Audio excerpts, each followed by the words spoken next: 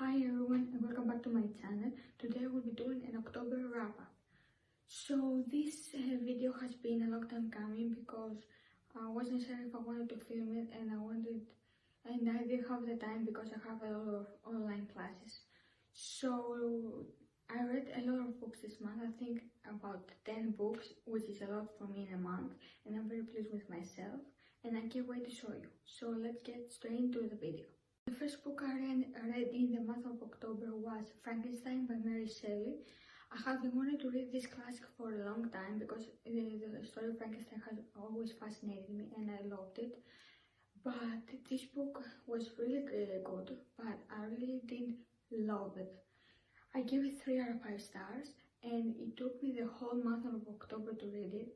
I used the audiobook to get through it, but even though it was a short audiobook and I was listening to 2 times speed, it took me a very long time to finish it. Maybe because I was busy and I couldn't listen and do my things I wanted to do, but I read most books physically and I read only this audiobook.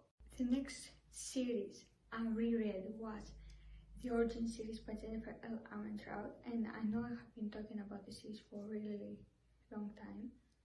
So, I reread The Darker Star, The Burning Sorrow, and in preparation for the 3rd book, The Brightest Night, and I loved every single one of these books, 5 out of 5 stars. I totally recommend them, but I would suggest reading the Lux series before getting to the Origin series. And also, if you read any Jennifer L. Armentrout book, you will love it. I totally recommend her. She's an amazing author. Yes. The next book I read was also an audiobook of The Night Swim by Megan Goldin, and I really loved this book. It was one of the best thrillers I've ever read, 5 out of 5 stars. This audiobook was phenomenal. It was amazing. It was a book about 2 timelines, a present timeline and a past timeline, and this book is about rape. So if you can read about that, if it triggers you in some way, be careful before going into this, or if this book isn't for you, then that's okay. But for me, I really loved it, and especially the audiobook because it has snippets of the podcast of the girl who is the protagonist, and it has the sound effects and everything like that. It was amazing, and this story it truly puts you in the genre box so you can doubt yourself, see who's telling the truth. Is she guilty? Is she not guilty? And this continues throughout the book, and it's totally incredible. The next few books that I read was Blood Promise, Spirit Bound, and Last Sacrifice by Rachel Mead. This was a 3rd reread for me of the Vampire Academy series. I started this reading earlier this year, January, February, and I took a break after the 3rd book, and I really wanted to finish the series before the end of the year. So yes, I read them and I really loved them again, so 5 out of 5 stars. This series, I can